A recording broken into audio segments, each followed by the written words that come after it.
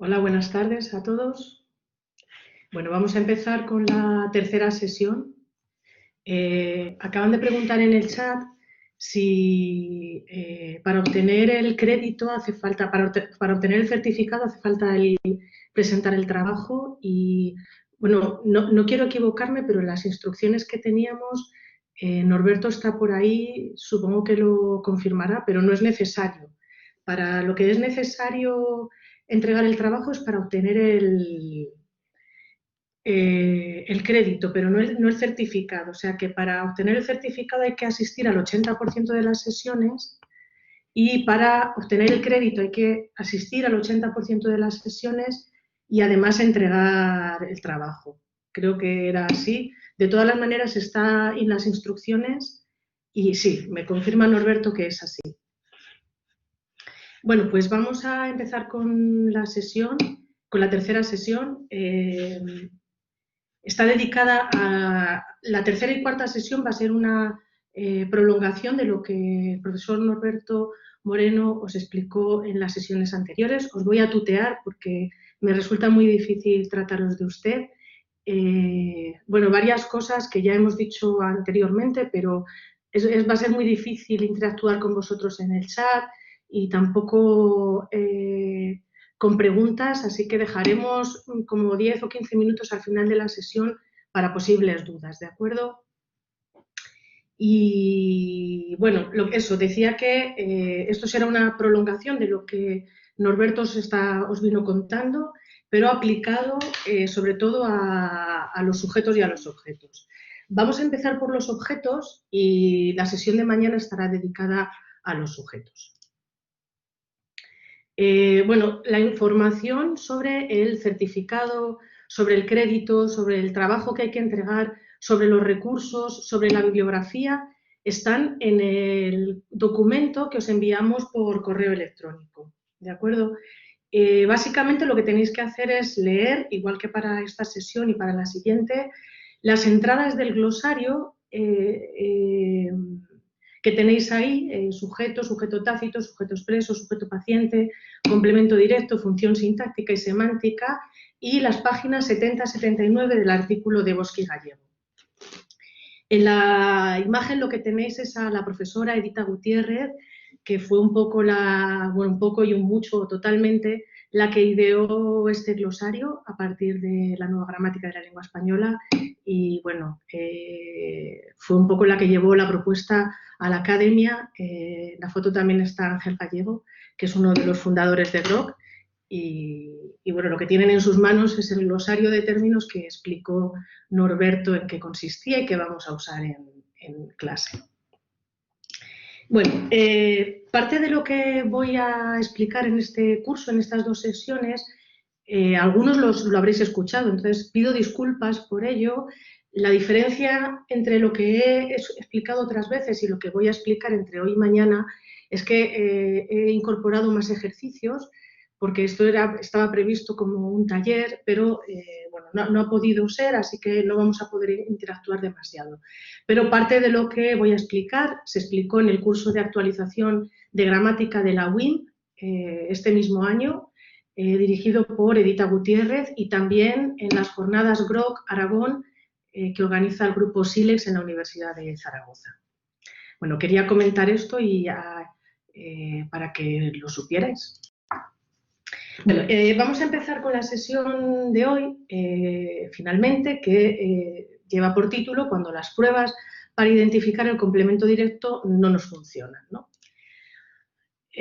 Los objetivos de esta clase es revisar los límites más borrosos del complemento directo, siguiendo la nueva gramática de la lengua española, establecer una serie de generalizaciones para explicar o anticipar lo que nosotros presentamos en el aula como aparentes excepciones, pero que no lo son, y proponer algunas actividades para enseñar el complemento directo de forma más reflexiva, basada en los ejercicios de Bosch y Gallego 2016 y sobre todo a partir de ejemplos de Twitter, de la página del usuario Pares Mínimos y Mamenorno, con la etiqueta Twitter para lingüistas. Bueno, explicaré más adelante un poco estos dos recursos, aunque la mayoría de vosotros los conocéis.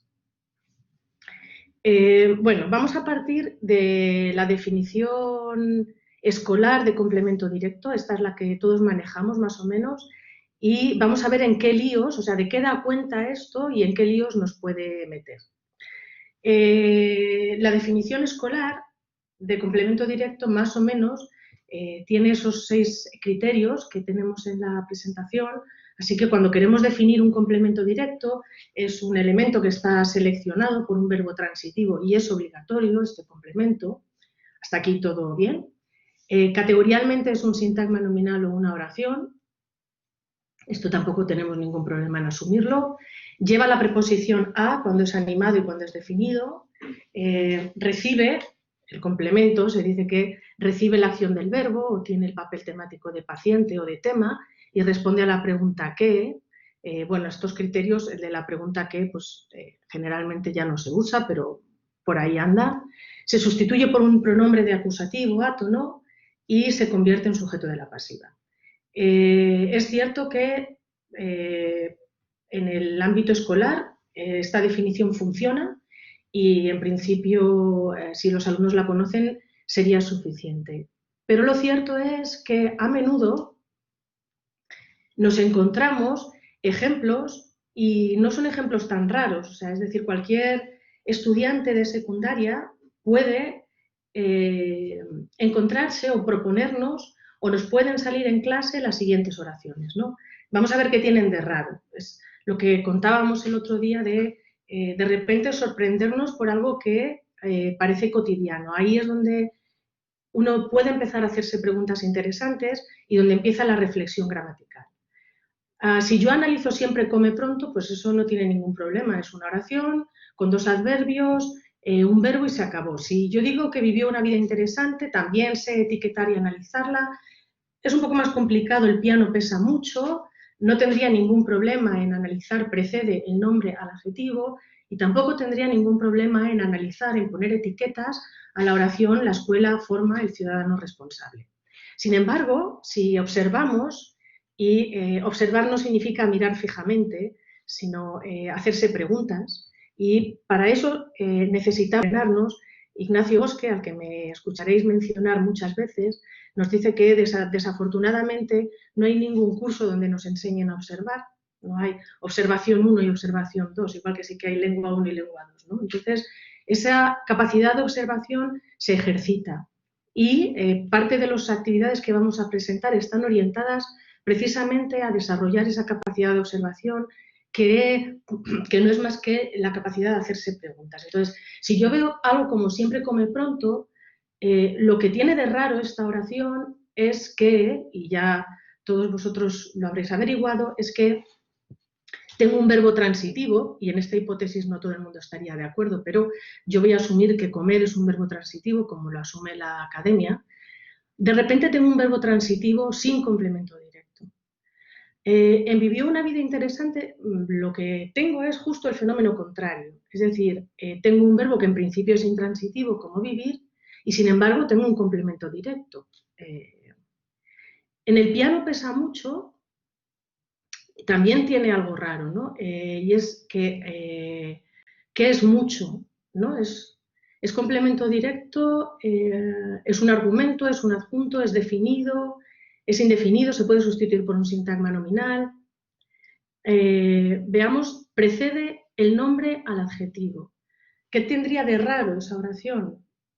Bueno, seguro que todos estáis adivinando que lo que tiene de raro es que en principio tengo un complemento directo con a, que no es de persona, y la escuela forma el ciudadano responsable, lo que tengo es el fenómeno concreto, el fenómeno contrario. Así que, bueno, lo que tienen de raro estas oraciones es que no encajan con los criterios escolares del complemento directo que generalmente explicamos en clase y que conocen nuestros estudiantes.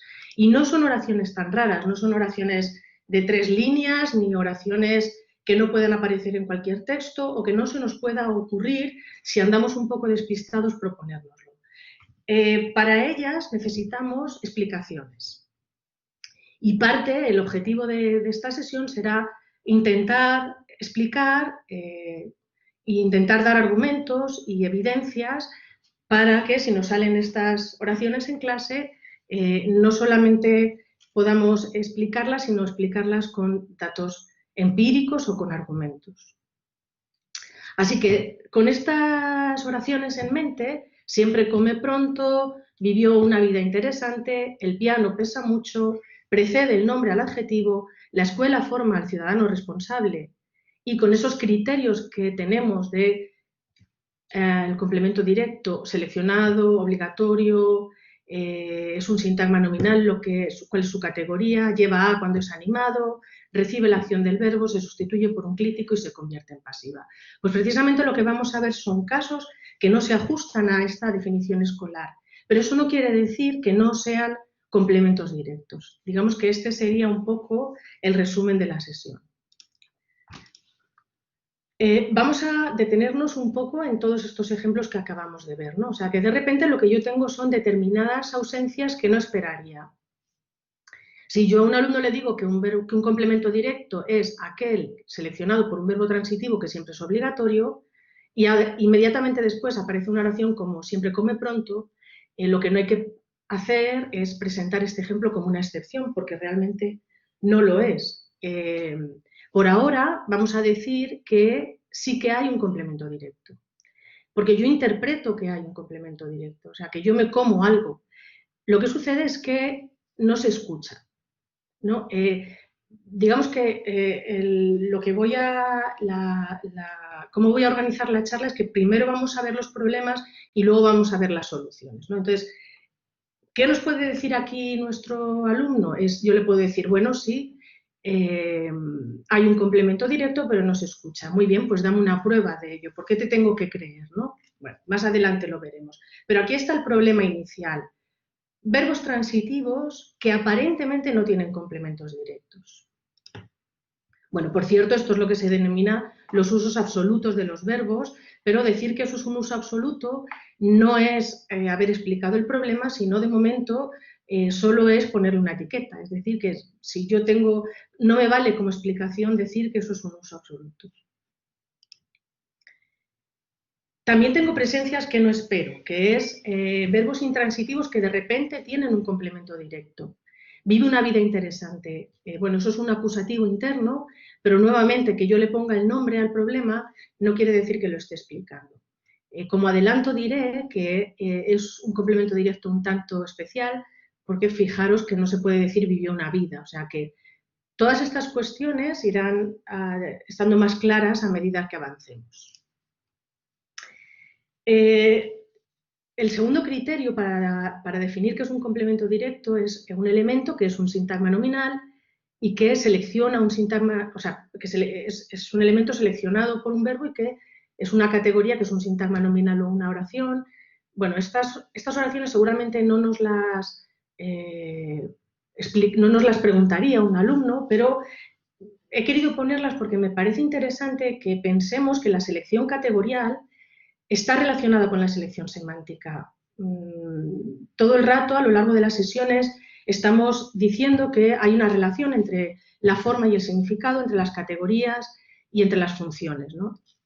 Entonces, tú no puedes pensar entidades, lo que tienes que pensar son hechos y lo mismo, tú no te puedes comer un hecho, pero sí una entidad, y eso es lo que hace que en un caso puedas tener sintagmas nominales y no oraciones, con pensar y con comer. O sea, que realmente los sintagmas nominales significan cosas y las oraciones también significan cosas. Los sintagmas nominales significan entidades y las oraciones significan estados de cosas o hechos. Así que, bueno, sigamos. Segundo problema que nos encontraríamos, y esto sí que es un problema, con la selección categorial. Y son ejemplos del tipo, perdonad que saque el piano pesa mucho. O el piano pesa 2 kilos, ¿de acuerdo? Bueno, si decimos que el piano pesa 2 kilos, eso es un sintagma nominal, no tendríamos mucho problema en decir que es un complemento directo, aunque veremos que no cumple en principio las pruebas, ¿no?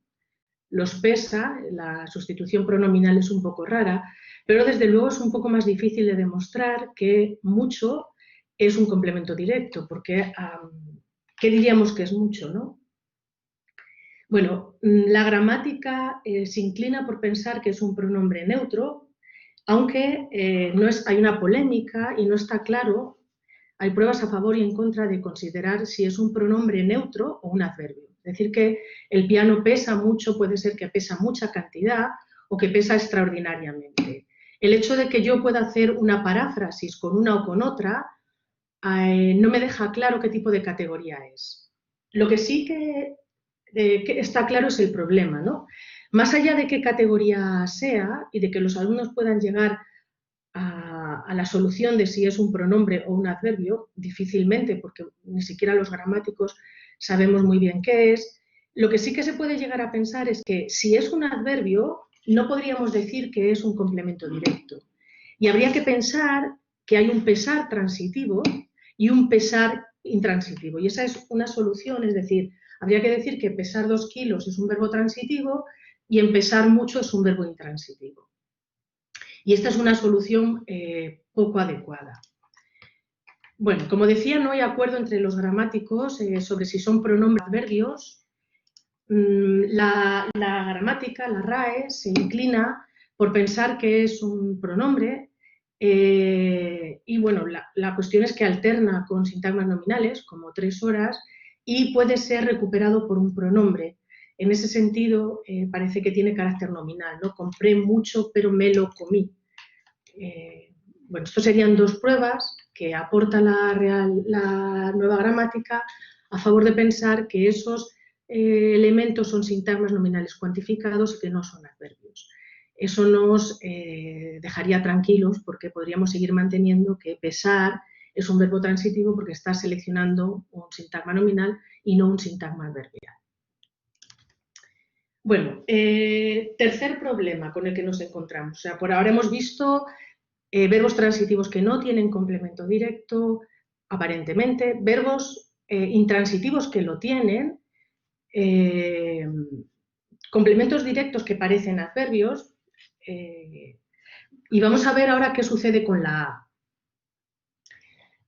Lo que se dice tradicionalmente es que el complemento directo lleva la preposición a cuando es animado y definido, y lo que nos encontramos, lógicamente, en los siguientes ejemplos son la A con sintagmas nominales que no son nombres animados y nombres animados que no tienen delante la A. Así que en ejemplos como precede el nombre al adjetivo o la escuela debe formar el ciudadano responsable, son ejemplos que nos podemos encontrar con cierta facilidad y para los que deberíamos tener una explicación.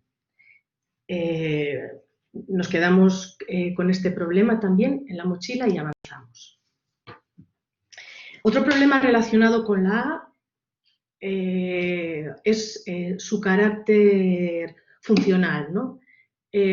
Fijaros, aquí tenemos ya nuestro primer par mínimo. El director dirigió a los músicos o el director se dirigió a los músicos. Bueno, en el segundo caso está claro que tenemos un sintagma preposicional, es un complemento de régimen, y en el primer caso también está claro que es un complemento directo porque lo puedo sustituir por lo y lo puedo pasar a pasiva. Estos dos comportamientos, que pueda pasar a pasiva y que pueda sustituirlo por un pronombre átono, nos deberían hacer pensar si esto realmente es una preposición, porque en principio los sintagmas preposicionales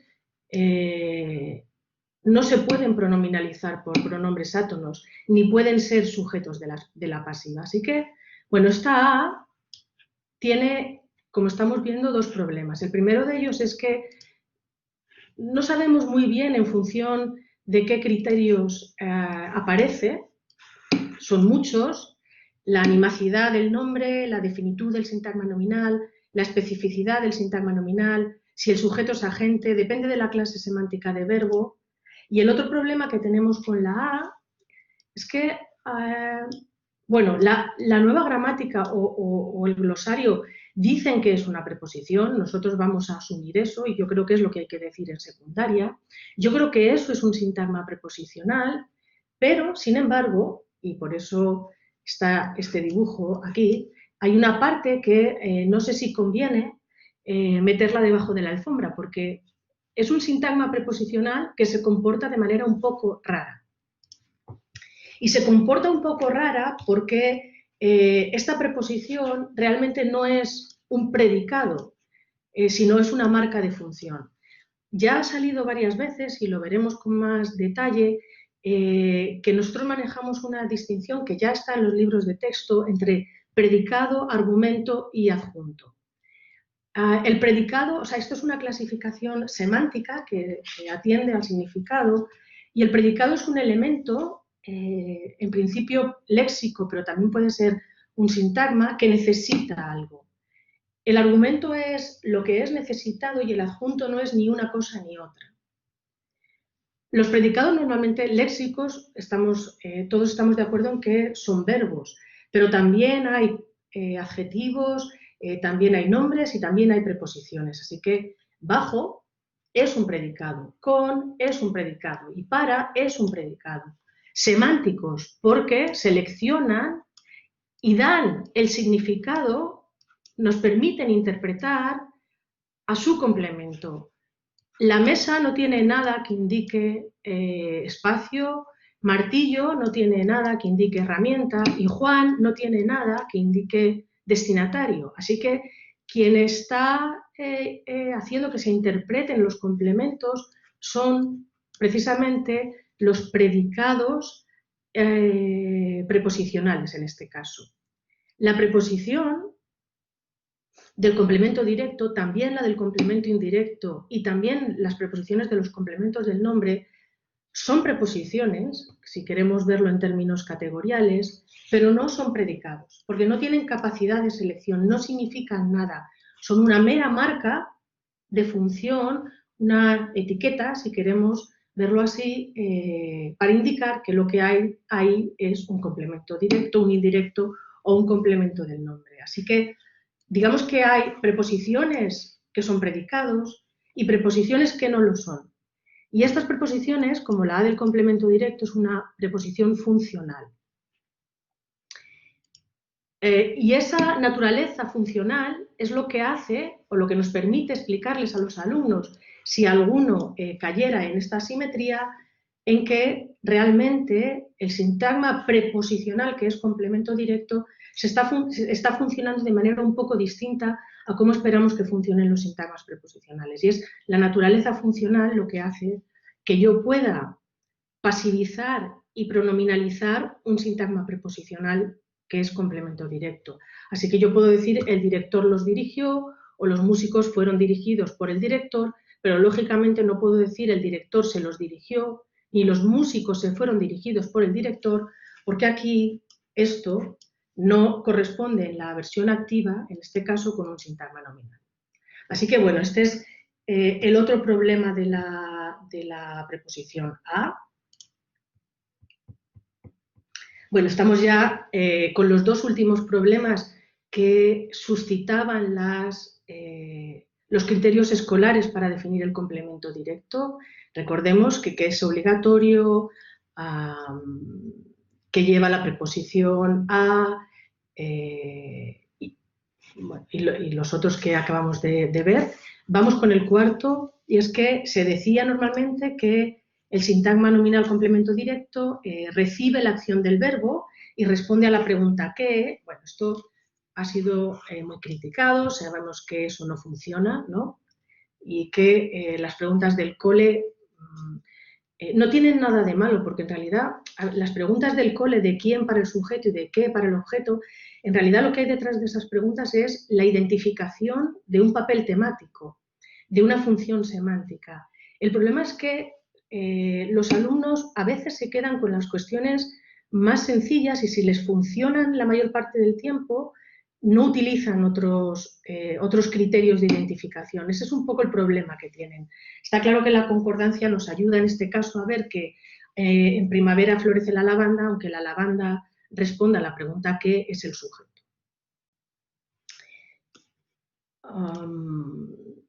Bueno, y que es verdad que la mayor parte de las veces los complementos directos el referente de los complementos directos se interpretan como entidades afectadas, pero no todos reciben el papel semántico de paciente. Así que el gato rompió el jarrón se ve afectado por la acción de romper, pero no se ve afectado en el ejemplo del gato miró el jarrón y tampoco con verbos de estado como la cinta rodea el jarrón. Por ahora estamos, como veis, planteando los problemas de oraciones muy sencillas que nos podrían plantear en clase. Quinto criterio. El complemento directo se sustituye por un pronombre de acusación. Primera cuestión. Javier no hacía nada. Cuando yo pongo este signo aquí, significa que es inaceptable. No es que sea completamente agramatical, sino que no pronominaliza a ese indefinido. Así que, bueno, no es cierto que los complementos directos siempre se puedan pronominalizar por un pronombre átono, para ello tienen que ser definidos y generalmente específicos. Aquí no se puede hacer precisamente por eso. Otro problema a la generalización de que el complemento directo se pronominaliza por lo, la, los, las. Bueno, esto es una cuestión conocida como el falso leísmo. Fijaros en estos ejemplos. El payaso le asustó, el payaso la asustó. El policía le hizo parar el coche, el policía lo hizo parar el coche. El policía le ayudó, el policía la ayudó. Bueno, no sé muy bien cuál sería vuestra intuición. No sé muy bien si a los alumnos os dicen el payaso le asustó a la niña, el policía le hizo parar el coche al conductor o el policía le ayudó a la niña. No sé si corregiríais a vuestros estudiantes diciendo que es leísmo. Bueno, lo veremos más adelante, ¿no? Pero la cosa de estos ejemplos es que hay construcciones y hay verbos que pueden llevar complemento directo o complemento indirecto en función de la construcción. Así que no les podemos censurar a los alumnos que nos digan que esto es indirecto y que esto es directo porque pueden ser ambas cosas a la vez. Eso es lo que llamamos el falso leísmo y lo que veremos más adelante y lo que desdibuja también un poco la prueba de diagnóstico de la pronominalización. Bueno, y terminamos por último planteando los problemas. El último de los problemas, ya no os voy a dar más, a partir de ahora voy a intentar proponer soluciones. El último problema es cuando les decimos a los alumnos que el complemento directo es el elemento que se puede pasivizar. Vale, pues simplemente tendremos que tener en mente qué explicación darles cuando nos propongan un ejemplo como 2 hijos fueron tenidos. Bueno, en principio la generalización es que los verbos con sujetos no agentes rechazan la pasiva, ¿no? Pero siguen siendo transitivos. Bueno, muy bien. Ante este panorama, si nosotros partimos, como hemos partido, de una serie de criterios que son los que ellos han escuchado desde primaria, que funcionan para muchos casos, pero que de repente empiezan a salir ejemplos como los que acabamos de revisar y les empezamos a decir a los alumnos, sí, pero bueno, eso es una excepción. Sí, pero eso es una excepción. Lo que sucede al final es que los alumnos piensan que les estamos tomando el pelo, ¿no? Y corremos el riesgo de que nos digan que realmente el sistema no funciona. Pero el sistema sí funciona, como todos sabemos. Y es simplemente que es más complejo de lo que parece. Seguramente ningún alumno de ciencias se queda insatisfecho cuando un profesor le dice, bueno, pero eso lo veremos el curso que viene, ¿no? Y sin embargo, a los de lengua parece que es que no les queremos dar las explicaciones. Bueno, no todo se puede explicar a la vez y lo que vamos a intentar ver es qué explicaciones pueden recibir todas esas aparentes excepciones que realmente no lo son. Bueno, todos estamos de acuerdo que las definiciones escolares no pueden cubrir, ni lo pretenden, la complejidad de la sintaxis. Está claro que tenemos que poner límites a los contenidos gramaticales y esa es una de las tareas que tenemos que hacer entre todos y ojalá lleguen algún día a quien legisla. Yo creo que hay que limitar lo que se explica, que hay que limitar los contenidos gramaticales y que lo poco que se dé de manera un poco más profunda. Y también estoy de acuerdo en que debemos simplificar nuestras explicaciones en secundaria. Ahora bien, el problema de la simplificación es que el sistema gramatical, como todo sistema natural, no se deja diseccionar fácilmente. Yo no puedo cortar un órgano y que no se vea afectado todo lo demás, ¿no? Entonces, si yo corto la definitud o no explico la definitud o la especificidad, es posible que no pueda entender una parcela muy importante de la gramática. Así que decidir qué se explica es muy complicado porque la gramática es un sistema complejo y no se deja cortar, no hay un tajo limpio que me permita explicar unas cosas sí y otras no, porque todo está entrelazado. Ese es un primer problema de la simplificación. Y otro problema de simplificar es que si los estudiantes memorizan una definición o aplican de forma irreflexiva pruebas de diagnóstico, como las que acabamos de ver al principio de la presentación, y les funcionan, más o menos, el problema es que hay una parte del complemento directo que no van a poder identificar y, lo que es peor, que no van a poder entender cuando se trate de ejemplos que no son prototípicos. Ejemplos como los que acabamos de ver, que no es que sean poco naturales, sino que no son los ejemplos con los que solemos ejemplificar el complemento directo. Es cierto que la asignatura de lengua y literatura es una asignatura anual, donde se dan otras muchas cosas. El bloque de contenido de lengua es solamente uno de los bloques, y entonces intentar, cada uno desde su parcela intenta añadir un poquito más, ¿no? No es la intención, no es que ahora de repente tengamos que poner toda la teoría sobre el complemento directo, nada más lejos de mi intención. Yo simplemente quiero llamar la atención sobre algunos ejemplos que aparecen habitualmente en las clases e intentar dar alguna explicación para tenerla en la mochila. Vamos allá. ¿Qué conceptos deberíamos utilizar para abordar algunos de los problemas que hemos visto que nos plantean la definición escolar de complemento directo? Pues los de siempre. Los que explicó Norberto, los que se vienen diciendo ya desde hace tiempo, y nos vamos a fijar solamente en tres. Si vemos la caracterización del complemento directo en la nueva gramática de la lengua española, nos dice que el complemento directo es una función sintáctica. Y este es el primer elemento que tenemos que tener en cuenta para entender qué es un complemento directo. Lo que tenemos que entender es qué es una función sintáctica.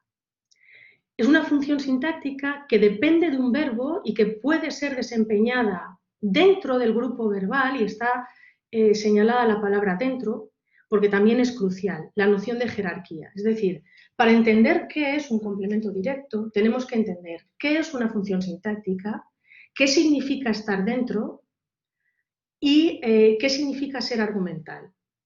Dice que el complemento directo está dentro del grupo verbal y que son elementos argumentales, de acuerdo con la distinción entre argumentos y adjuntos. Así que lo que debemos saber, y es lo que anunciábamos ayer y lo que os ha explicado Norberto también, qué es una función sintáctica, qué es una función semántica y qué es la noción de jerarquía. Al menos esto es lo mínimo que deben entender para saber qué es un complemento directo. Si a lo mejor no saben determinar si pesa mucho es o no es un complemento directo, al menos que estos conceptos los manejen. Bueno, no me voy a detener mucho en esto porque ya ha salido y porque volveré a retomarlo mañana para el sujeto, porque nos va a pasar lo mismo. Es importante tener en mente que la palabra función significa relación y que no es lo mismo una función sintáctica que una función semántica. Un complemento, como es el complemento directo, se relaciona sintácticamente con un núcleo, con su núcleo, en este caso con un verbo. Y un argumento se relaciona semánticamente con un predicado, es decir, que el complemento directo se relaciona con el núcleo y el argumento se relaciona con un predicado. O sea que la naturaleza relacional es común tanto a la función sintáctica como a la función semántica, porque función significa relación. Como decía antes, los predicados léxicos, fijaros que esto se explica en la nueva gramática, digamos que manejamos en la tradición gramatical, sin saberlo muy bien, dos nociones de predicado. Las dos son semánticas, ¿no? Porque el predicado siempre es un concepto semántico, pero le ponemos el predicado al sintagma verbal, pero también es un predicado un verbo, y también es un predicado un nombre, y como hemos visto también es un predicado una preposición. Cuando tenemos elementos léxicos, elementos que exigen algo, que exigen argumentos, lo que manejamos es la noción de predicado léxico. Fijaros en los ejemplos de la presentación, duró 2 horas, la duración de 2 horas durante 2 horas. Bueno, no es casualidad, no es casualidad que este sintagma nominal esté seleccionado por un predicado, pero en este caso el predicado es un verbo, en este caso el predicado es un nombre y en este caso el predicado es una preposición. Bien, pues cada argumento, es decir, el elemento que no es el que exige, sino lo que es exigido, recibe lo que se llama un papel temático. Tema, agente, experimentante. Aquí hay una lista enorme y difícil de manejar y esto es lo que va a denominar función semántica. Y entonces, ¿qué es una función sintáctica? Es decir, si el sujeto no es lo que decíamos el que realiza la acción del verbo ni el que se dice, y el objeto no es el que recibe la acción, ¿qué nos queda? Quitémosle la parte semántica al complemento, a lo que llamábamos complemento directo, ¿y qué nos queda? Pues lo que nos quedan es simplemente marcas, exponentes gramaticales que hacen que yo identifique la relación sintáctica que se establece entre el núcleo y el complemento. Las marcas son la concordancia, la posición, el que se pueda sustituir por un pronombre, todo eso son marcas que identifican las funciones sintácticas. Así que, ¿realmente qué es una función sintáctica? Una relación que se establece entre un núcleo, un complemento y un modificador.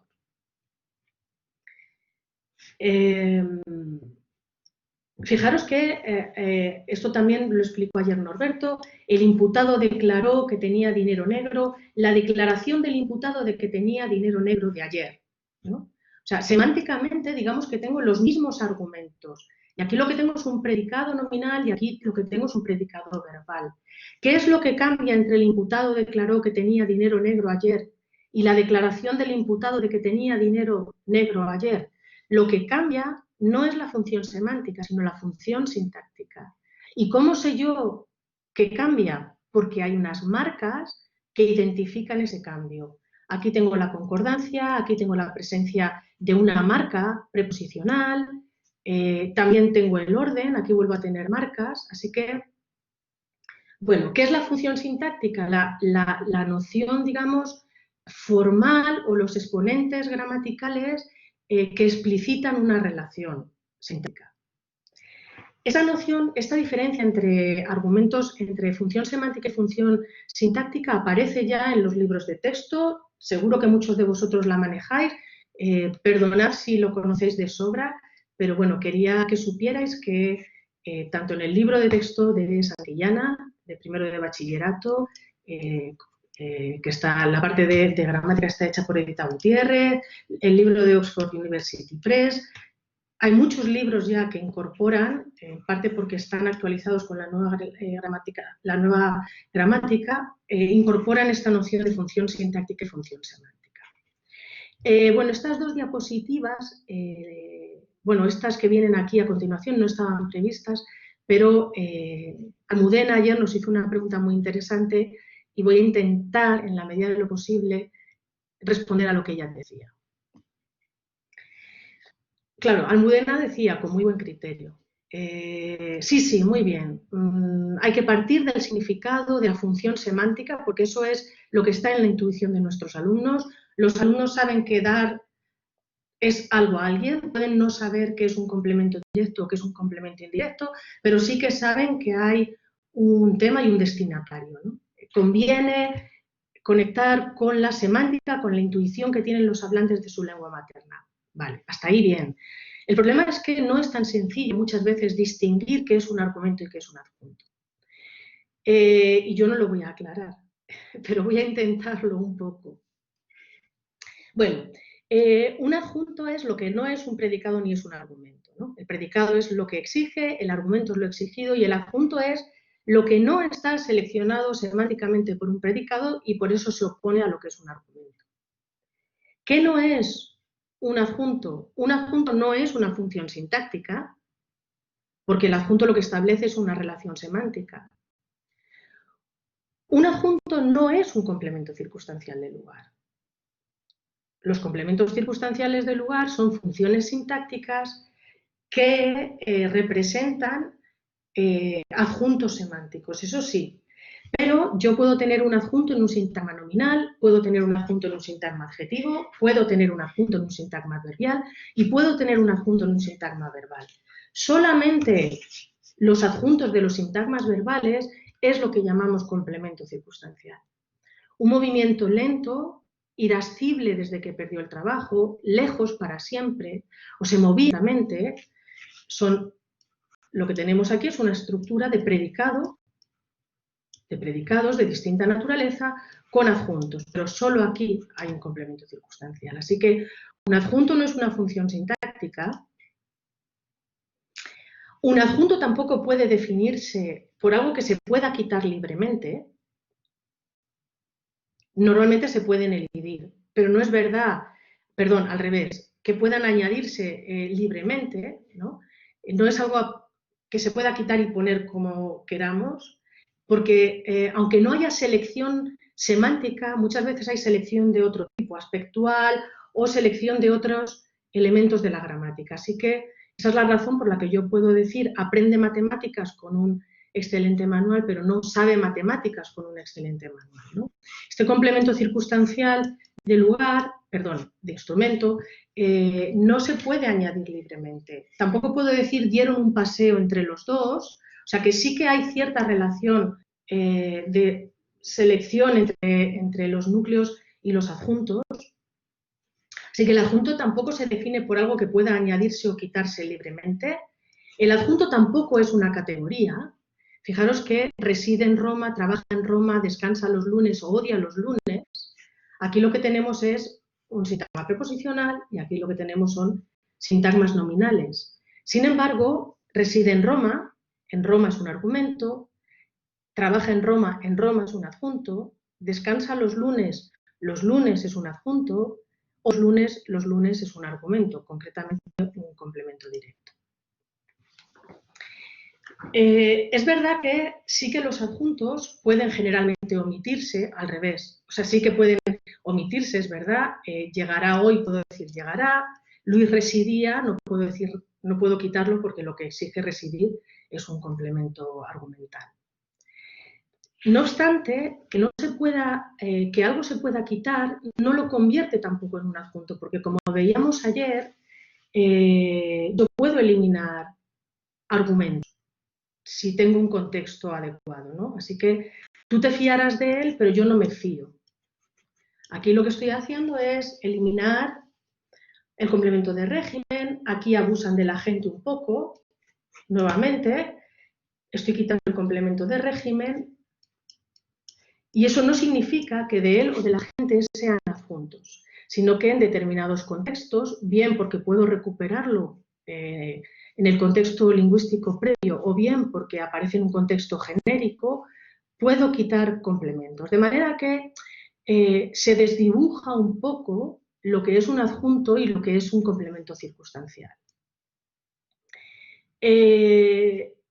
Bueno, todas esas pruebas, por supuesto, nos van a servir para que los alumnos, aunque no se cumplan siempre, sí que apoyados con su intuición podamos reflexionar con ellos aunque a veces haya zonas grises, también las hay para los lingüistas, donde no se sabe muy bien si algo es un argumento o algo es un adjunto. Para los datos que nos queden un poco más borrosos, hay algunas pruebas de diagnóstico empíricas. Yo solamente voy a traer una aquí. No es fácil de aplicar en secundaria. Hay otras. En el apartado 39.2 de la nueva gramática podéis consultarlas. Pero, bueno, una prueba para determinar si algo es un argumento o es un adjunto serían las perífrasis condicionales. Las perífrasis condicionales son construcciones como las que tenéis aquí, ¿no? Si alguien lo sabe, es Almudena. Lo que tengo aquí es una perífrasis, perdonad, tengo el verbo ser, este elemento está focalizado y lo que tengo aquí es una oración condicional, a toda la construcción entera se le llama perífrasis condicional y aquí lo que tengo es un indefinido. Si yo quiero focalizar el sujeto de esta oración, lo que hago es sacarlo detrás de la cópula y todo esto es una perífrasis condicional. Bueno, así que yo puedo decir, Almudena lo sabe, eso es una oración normal y corriente. Si quiero focalizar el sujeto, puedo decir, si alguien lo sabe, es Almudena. Terminó la novela es el complemento directo. Si quiero focalizar la novela, si terminó algo, fue la novela. En este tipo de construcción es más fácil omitir el indefinido cuando es adjunto. Y es más difícil omitirlo cuando es el argumento. Bueno, esta prueba hay que ponerse con lápiz y papel, incorporarla y dedicarle, si tenemos tiempo, algo de tiempo en las clases. Pero lo que me parece interesante de traer esto aquí es que no es que nos estemos inventando que existen los argumentos y los adjuntos y que solo dependamos de la intuición de nuestros alumnos, sino que hay pruebas que nos ayudan a determinar o hay evidencias empíricas de que esto existe. Fijaros, vendrá agosto. En agosto es un adjunto. Si ahora construimos la perífrasis condicional, lo que nos sale es la construcción, si en algún momento viene, será en agosto. Hasta aquí, perfecto. Y puedo quitar el indefinido. Si viene, será en agosto. Es decir, que cuando algo es un adjunto y yo creo una perífrasis condicional, el indefinido puede desaparecer. Sin embargo, no puede desaparecer si es argumento. Almudena lo sabe, ¿no? Si partimos de esta construcción,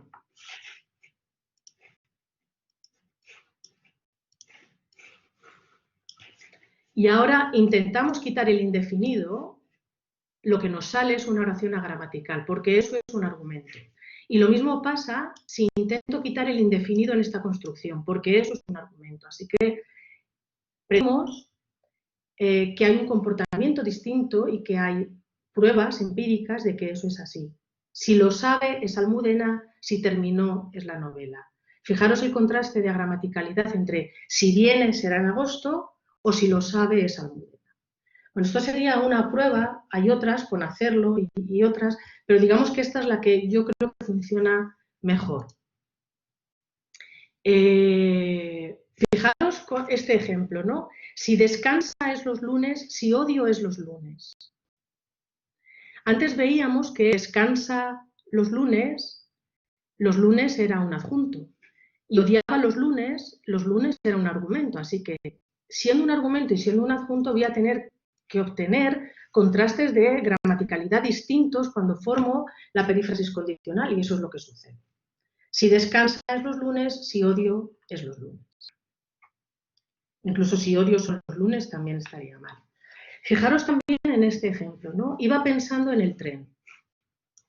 En el tren, como sabéis, es un constituyente ambiguo que puede ser un complemento de régimen. Estaba en el coche e iba pensando en el objeto tren, eso sería un complemento de régimen. Y también puede ser un adjunto, iba pensando en alguien y estaba sentado en el tren. Cuando aplicamos la perífrasis condicional de ejemplo, la lectura en la que yo puedo quitar el indefinido, la única que me queda es la de adjunto. Si yo digo, si pensaba en algo, era en el tren, tenemos la lectura de complemento de régimen. Si pensaba en algún sitio, me sale la lectura de circunstancial, aunque si la fuerzo también tener la de régimen. Pero si ahora quito el indefinido, si pensaba era en el tren, la única lectura que tengo es la de complemento circunstancial. Porque yo estoy forzando aquí que esto sea un adjunto. Bueno, como veis, no es nada fácil distinguir entre argumentos y adjuntos, pero es algo que se maneja, es algo que está en los manuales, es algo que nos ayuda a que los alumnos vean. Hay pruebas empíricas de que es así y también están todas las dificultades de saber a veces distinguir entre argumentos y adjuntos. Bueno, continuamos. Bueno, decía que había tres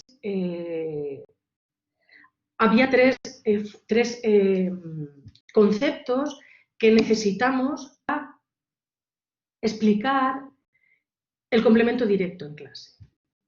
Una es que los alumnos entiendan la diferencia entre función sintáctica y función semántica y que sepan que el complemento directo es una función sintáctica que se corresponde a un argumento semántico.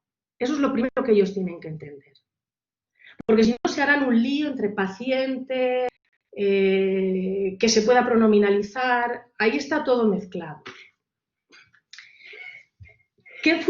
Como función sintáctica, entonces, ¿qué marcas tiene el complemento directo? ¿Qué marcas gramaticales? Que eso es lo que... O sea, al final, ¿qué es una función sintáctica? Una relación con sus marcas. ¿Y cuáles son las marcas? Pues desde su realización categorial hasta la posibilidad de sustituirlo por un pronombre, hasta la marca de A y también la posición. La posición que ocupa un elemento en una oración también es una marca. Así que, ¿qué es un complemento directo? Un complemento directo es un elemento que se relaciona con un núcleo verbal y que recibe todas estas marcas y que recibe además la función semántica de paciente la mayor parte de las veces. Y la última cosa que diré con respecto a esto, y pasaremos ya a explicar por fin los problemas. O sea, que lo que primero que hemos visto es cuáles son los problemas. Lo que estamos viendo ahora es qué herramientas gramaticales necesitamos para resolver esos problemas. Y en la última parte, si todavía queda alguien con vida, veremos cómo se pueden resolver esas aparentes excepciones que presentábamos al principio. Entonces, la gramática, la nueva gramática decía que el complemento directo es una función sintáctica que representa a un argumento, es el argumento que está más cerca del verbo, el argumento más chiquitito. Gracias, Asun. Bueno, entonces, importantísimo, importantísimo, importantísimo llevar a las aulas. No es lo mismo estar detrás que estar dentro. El complemento directo equivale al primer argumento del verbo, es el nudo hermano del verbo. Vamos a ver qué quiere decir esto. Es decir, no es lo mismo estar detrás que estar dentro. Si yo digo que el complemento directo es lo que va detrás del verbo, pues resulta que encontramos que aquí sí que va detrás, pero aquí no va inmediatamente detrás y aquí va delante. Carola visita a su abuela los domingos visita Carola a su abuela visita Carola los domingos. Esto quiere decir que la posición del complemento directo no es relevante. ¿O en qué sentido es relevante la posición del verbo? ¿En qué sentido la posición del complemento directo? ¿En qué sentido la posición del complemento directo es una marca de identificación? Bien, porque en realidad lo que nos interesa a nosotros no es el orden lineal de las oraciones, sí nos interesa, pero no es tan determinante como el orden jerárquico. Los alumnos tienen que entender que la sintaxis tiene un orden que no se ve y ese es el que tienen que llegar a averiguar. Ya sé que esto es muy difícil explicarlo con oraciones largas, y con el análisis de las barras, ¿no? Yo creo que se ve mucho mejor con el encorchetado, aunque el encorchetado es complicado, o con las cajas. Pero bueno, lo que ellos tienen que ver es que esas rayas que pintamos y esas cajas que pintamos y lo que quiera que cada uno pinte, lo que estás es intentando explicar que en la lengua lo importante no es tanto que unas cosas vayan delante o detrás de otra, sino si van detrás, o sea, si van arriba o abajo. ¿Y por qué es importante eso? Porque parece que el ser humano no puede procesar tres cosas a la vez. O sea, puede procesar de dos en dos hasta el infinito. Bueno, yo no soy, no sé nada del cerebro, no sé nada de la mente, pero sí que parece que hay una condición de binariedad para la computación de los elementos. Entonces, igual que yo no puedo sumar 3 más 4 más 5 a la vez, porque digamos que mi cabeza explota, lo que tengo que hacer es sumar dos cosas y a esa cosa se convierte en una cosa a la que le puedo sumar otra cosa. Entonces, todas las computaciones, y yo puedo hacer esta operación binaria hasta el infinito, pero lo que no puedo es sumar 3 más 4 más 5 todo a la vez. También puedo sumar 3 más 4 y lo que me da 5. Eso es la jerarquía, eso está en las matemáticas y eso está en el lenguaje. Así que una oración no es Carola más Visita más su abuela.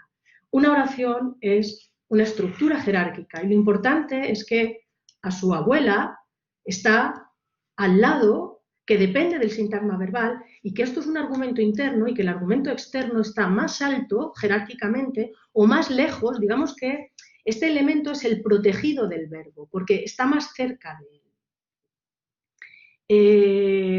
Y esto es lo que me permite que el complemento directo se pueda ir a donde quiera, porque está protegido en nuestra cabeza, sabemos que esto se ha generado aquí cerquita, que es esa posición la que prevalece. Bueno, la noción de jerarquía creo que también es importante trasladarla a las aulas de la manera que sea. Y bueno, vamos a detenernos un momento antes de pasar a las posibles soluciones y vamos a plantear un par mínimo para, bueno, iba a decir para aligerar un poco, pero a lo mejor no aligeramos demasiado. Id anotando las dudas que vayáis teniendo y al final intentaré responder a lo que me sea posible. Bueno, vamos con un par mínimo. Como explicó ayer Norberto, hay dos tipos de pares mínimos. Hay un par mínimo es un elemento, dos oraciones o dos secuencias que se diferencian por una sola cosa. Eso es importante porque si no, no es un par mínimo. Y estos pares mínimos pueden manifestar o una diferencia de significado o una diferencia de gramaticalidad. Este es el tipo de ejercicios con el que nosotros podríamos enseñar, ¿no? Además de los ejercicios tradicionales, podríamos empezar a incorporar este tipo de ejercicios. Este, si me lo permitís, os lo voy a poner de deberes. Se detuvo el sospechoso y se detuvo al sospechoso. En la página, también lo comentó Norberto, en Twitter hay una página de Groq que se llama Pares Mínimos, donde podéis encontrar un montón de ejemplos de pares mínimos que podéis llevar a las aulas y os podéis animar a llevarlos incluso a los exámenes, ¿no?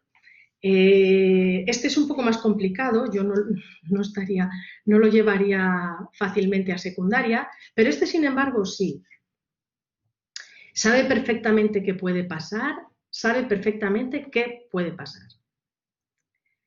Bueno, los alumnos pueden... La idea es que esto tiene dos significados porque tiene detrás dos estructuras, ¿de acuerdo? Bueno, un ejemplo parecido a este que os estoy comentando, que voy a explicar por encima solamente, os lo he puesto porque es el que apareció en la EBAU de Zaragoza. Sabéis que al menos en Cataluña y en Aragón los pares mínimos forman parte de los exámenes de la EBAU y que la idea es poder intentar llevar este tipo de ejercicios a las pruebas de selectividad, ¿no? Fijaros que este es similar al que yo os acabo de proponer. Explique las diferencias entre estas dos construcciones que forman un par mínimo. Piensan que es normal. Piensan que es normal. ¿Qué es lo que tienen que hacer los alumnos? Bueno, en Castilla-La Mancha no es, dicen que en Zaragoza es el pan nuestro de cada día, bien por Aragón, en Madrid todavía no, en Castilla-La Mancha tampoco, pero bueno, todo se andará. ¿Cómo tendríamos que analizar estos pares mínimos? Tendríamos que observar cuál es la diferencia de significado, tendríamos que relacionar la diferencia de significado con una diferencia gramatical, tendríamos que experimentar y tendríamos que llegar a una generalización. Cada uno al nivel que quiera. Esto se puede aplicar a la dificultad que nos dé la gana, o sea, no hace falta que sean cosas complicadas, puede ser cualquier par mínimo sencillo. Vale, en piensa que es normal tenemos un significado 1, tenemos un significado 2, los alumnos pueden llegar a la conclusión de que lo que sucede es que en el primer caso tenemos una conjunción y en el otro caso tenemos un sujeto. No nos basta con esto, hay que experimentar, hay que manipular, hay que meter las oraciones en los laboratorios, en las cubetas, hacer pruebas de diagnóstico, hacer predicciones y formular hipótesis. Así que nuestra hipótesis es que en un caso es una conjunción y en otro caso es un pronombre sujeto. Bien, si hemos llegado a esa hipótesis, la predicción es como la conjunción, o sea, como los pronombres tienen función sintáctica, digamos que este que es el sujeto, así que yo no puedo volver a poner otro sujeto, mientras que aquí sí. De ahí que sea correcto decir, piensan que algo es normal, pero no piensan que algo es normal, porque estos dos elementos están disputándose la misma función sintáctica. Y esto se debe a que realmente acabo de comprobar mi hipótesis inicial de que la diferencia de significado entre este par mínimo se debe a una diferencia estructural. Bueno, no os puedo leer, lo siento mucho, pero bueno, a ver si luego tengo ocasión de responder algunas preguntas. Bueno, vayamos en lo que nos queda a tratar los distintos problemas que hemos propuesto, ¿no? Y lo que vamos a ver ahora son las condiciones que legitiman el complemento directo. Es decir, lo que voy a intentar explicar ahora es por qué yo puedo decir siempre come pronto o vivió una vida interesante. O sea, por qué hay un complemento directo, por qué hay verbos transitivos que pueden aparecer sin su complemento directo o por qué hay verbos intransitivos que pueden aparecer con complemento directo. Y pruebas, sobre todo pruebas, ¿no? Fijaros que si yo digo unos tienen privilegios y otros no tienen, yo lo que tengo aquí es un verbo transitivo que no tiene complemento directo. Ahí, o no se oye al menos. Esto no puede ser el complemento directo de tener, porque tener se ha tenido que está en su propia oración y este es el complemento directo de este. O sea que si yo no tengo aquí el complemento directo, ¿quiero decir que este verbo es intransitivo? No. No, porque el primer argumento es semántico y es porque yo interpreto un complemento directo. Así que hay una evidencia interpretativa de que ahí hay algo. Hay algo que está pero no se oye, pero no pasa nada. En la gramática hay cosas de esas. El sujeto tácito. El sujeto de las oraciones come, ahí tenemos algo que está y no se oye. Pues también hay objetos que están y no se oyen. También tenemos aquí objetos que están pero no se oyen. Carola lee todas las noches o los lobos cazan en manadas. Lo que lee es libros y lo que cazan son presas. En este caso no tengo la posibilidad de recuperar el contenido de esta categoría vacía, de este elemento vacío, del contexto. O sea que lo que yo tengo aquí es una recuperación léxica. Bueno, Vayamos allá. Esta es la definición con la que yo parto siempre en mis clases y lo que creo que deben entender los alumnos y que se ha repetido 1000 veces, y es que la sintaxis no es solamente una parte de la gramática que se encarga de combinar cosas, no. La sintaxis es la parte de la gramática que estudia la forma en la que se combinan las palabras, sí, pero crucialmente los significados a los que dan lugar esas combinaciones. Eso es hacer sintaxis. Vuelvo a mencionar a Ignacio Bosque.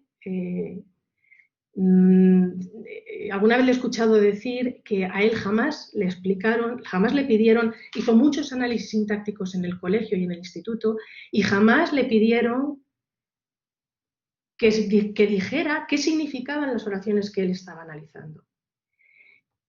Si nosotros analizamos sintácticamente una oración y no nos hemos preguntado qué significa, ni nos hemos preguntado cómo se construye el significado de esa oración, no estaremos haciendo sintaxis.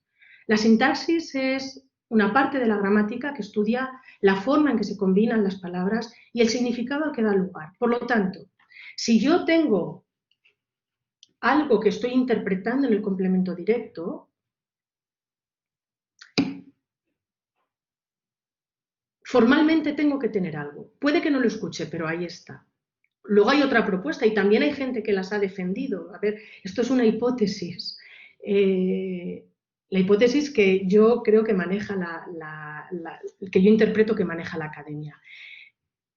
Proponer estas categorías fantasmas puede parecer un poco raro o caprichoso, pero es crucial porque nos permite mantener nos permite hacer sintaxis, nos permite mantener el isomorfismo, esta palabra tan rara, entre la forma y el significado, entre el plano de la expresión y el plano del contenido. Así que, bueno, esta es la justificación de que tengamos estas categorías vacías.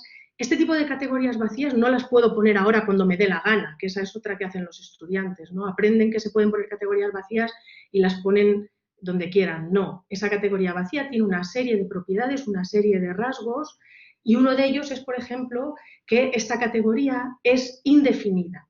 O sea, la categoría, igual que la del sujeto es definida, la categoría tácita del sujeto, la categoría tácita del objeto directo, cuando se puede omitir el complemento directo, tiene que ser indefinida. Fijaros que yo puedo decir, unos tienen privilegios y otros no tienen privilegios, pero no puedo decir, unos tienen el privilegio y otros no tienen. ¿Por qué no puedo decir eso? Porque no existe una categoría vacía, un objeto tácito definido. Así que, bueno, el proponer categorías vacías es rentable porque nos permite mantener un principio muy importante de la gramática, nos permite hacer sintaxis y no es caprichoso ni arbitrario, tiene sus propias normas, ¿no? Entonces, bueno, hay complementos directos que no están. Vamos a ver qué pasa con Carola lee todos los días, o Carola come todos los días, o Carola cocina todos los días. Aquí también tenemos un complemento directo tácito, pero no lo podemos recuperar de un contexto sintáctico previo. Estos complementos directos, que es lo que llamamos uso absoluto de los verbos transitivos, ya digo que hay gente que piensa que son intransitivos, pero nosotros vamos a defender que son transitivos. No se comportan de cualquier manera, es decir, yo no puedo andar quitando complementos directos como me dé la gana. Cuando me refiero al uso absoluto, lo que yo puedo quitar son entidades prototípicas, de manera que si yo digo Carola lee todos los días, yo no puedo interpretar que Carola lee la mano. Carola lo que lee son o revistas o libros o objetos prototípicamente leíbles. Así que, bueno, un argumento a favor de que estos verbos son transitivos a pesar de que no escuchemos su complemento directo es que realmente no tienen un significado distinto. Leer significa lo mismo que leer un libro. Y la prueba definitiva, bueno, es verdad que en otros contextos tienen algún uso especializado, como María bebe, no es que beba algo, sino que es alcohólica. Es verdad que a veces el uso absoluto tiene algunos usos un poco más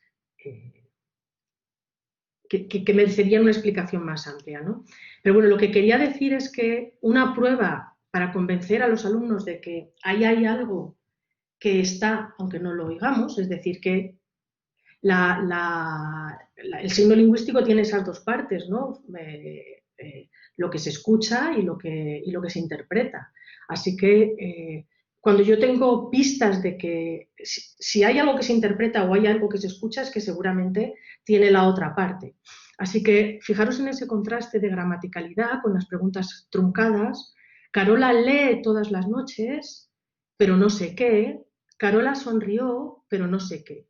Es decir, con un verbo verdaderamente intransitivo yo no puedo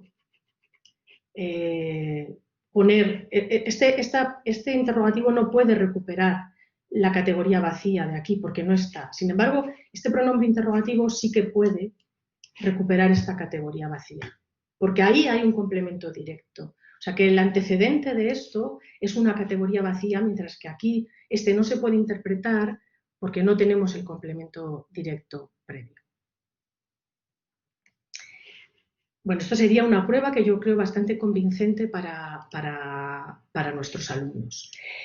Que el complemento directo se pueda elidir tampoco es una cosa tan rara. Hay otros complementos que se pueden elidir, como hemos visto antes, sobre todo cuando hay contextos genéricos, pero no solo. Por ejemplo, Bosque, en un artículo del 2015, habla de distintos mecanismos que nos permiten recuperar categorías vacías. Por ejemplo, romper en caso de incendio. Aquí es el objeto directo, yo lo recupero de manera deíctica o ostensiva, ¿no? Yo veo el objeto que se tiene que romper. También hay recuperación textual, cuando yo tengo antecedente, entonces lo que tengo es anáfora o catáfora. Ella trajo dinero, pero él no trajo. Ella no trajo, pero él sí trajo dinero. O sea que el significado de estos elementos lo estoy recuperando del contexto. También puedo elidir complementos, no solo el complemento directo, cuando tengo contextos genéricos y equivale a todo el mundo. El silencio impresiona. O también, como hemos visto, cuando tengo uso absoluto y entonces lo que yo elido son objetos prototípicos que de alguna manera están en el significado, los lobos cazan caza, ¿no? Que está de alguna manera léxicamente en el predicado. Así que lo importante de esto es que hay restricciones, que hay un sistema, que yo no puedo eliminar lo que me dé la gana a mí ni poner categorías cuando yo quiera. ¿Cómo podríamos llevar esto? Y esta es complicada, no me voy a detener mucho en ello, os la dejo aquí, colgaremos las presentaciones y aquí tenéis un ejercicio fantástico para practicar todo lo que queráis. Claro, ¿qué les pasa a estos ejercicios? Que detrás llevan una elaboración importante, que no se pueden improvisar, porque si no nos metemos en lío en clase, pero bueno, este tweet de la cuenta de Mamenor, ¿no? Twitter para lingüistas, fijaros que dice, dice si fumáis, el usuario dice, si fumáis no lleguéis nunca tarde a buscar a vuestros hijos, ¿no? Porque dice, fumar puede llegar al hijo que espera. Fumar puede matar al hijo que espera, ¿no? Esta oración es ambigua y, bueno, ayer explicó Norberto en qué consisten los ejemplos de análisis de secuencias ambiguas. Os lo dejo para que la penséis tranquilamente en casa, pero aquí hay lo que explica, bueno, sabéis que los titulares de prensa, los anuncios, esto estaría bien para ponérselo en los exámenes a los alumnos, ¿no? Incluso poner en el examen una foto de un tuit les puede animar más que la típica, analiza sintácticamente la siguiente oración. Aunque pongamos un ejemplo de analiza sintácticamente, a lo mejor los alumnos también agradecen de repente ver una imagen en un examen, un tuit o bueno, cualquier otra cosa, que un titular de prensa, yo creo que eso anima a los exámenes. ¿Qué es lo que sucede con estas secuencias ambiguas? Que hay dos interpretaciones, hay dos análisis y si las manipulamos nos salen. La interpretación una es que el hijo espera a su madre y la interpretación dos es que la madre espera un hijo. En un caso el relativo es el sujeto y en el otro caso lo que tengo es un complemento directo tácito y en el otro caso lo que tengo es un relativo que es complemento directo y lo que tengo es un sujeto tácito. O sea que para interpretar la ambigüedad de ese ejemplo que ya digo que os dejo para que penséis en casa. En realidad necesito sujetos, o sea, necesito elementos vacíos. Si no, va a ser un poco difícil de explicar este ejemplo. Igual es un poco complicado para los alumnos o nos llevaría demasiado tiempo, pero yo creo que se puede llevar a clase y con la guía necesaria pueden llegar a la conclusión. Bueno, vayamos avanzando. Hemos visto más o menos cómo podemos convencer a nuestros alumnos de que Juan come es un verbo transitivo. ¿Qué tipo de fenómeno ese es? ¿En qué contexto se da y qué pruebas puedo aportar? Vamos a intentar convencerles de que, y este es un poco más difícil de explicar, qué sucede con Juan lloró amargas lágrimas o vivió una vida interesante. Bueno, este es otro fenómeno distinto que se llama acusativo interno y lo que sucede aquí es que en ocasiones los verbos transitivos pueden adoptar usos intransitivos. Esto es un poco tramposo, decir que de repente un verbo transitivo puede adoptar un uso intransitivo, porque nos podrían preguntar, ¿y por qué no en el ejemplo anterior es un verbo transitivo que puede ser intransitivo? Bueno, o sea, todos son hipótesis, propuestas, al final supongo que consiste en quedarse con una, no apartar las demás, pero intentar razonar a partir de una de ellas. En este caso, digamos que si dijera que es un uso intransitivo, que es un verbo intransitivo, que tiene uso transitivo, yo podría transitivizar de cualquier manera ese verbo. Y hay restricciones muy concretas. Así que si es un verbo transitivo, es un verbo transitivo raro. Para que yo pueda poner un complemento directo en este contexto, necesito que este acusativo interno que yo saco esté restringido, porque si no, lo que tendría es lectura redundante. Si yo digo viví una vida, puedo decir vivió una vida interesante, pero no puedo decir vivió una vida, vivió una existencia plena, pero no vivió una existencia. Por cierto, sucede lo mismo con los verbos transitivos. Beber bebidas no tiene sentido si yo no digo beber bebidas alcohólicas, o comer comida si no digo comer comida italiana. O sea que esto es un fenómeno que tiene que ver con el acusativo, ¿no? Fijaros también en este contraste, caminó un camino, es raro, caminó su camino mucho mejor, precisamente porque la definitud del posesivo restringe un poco la interpretación del complemento interno.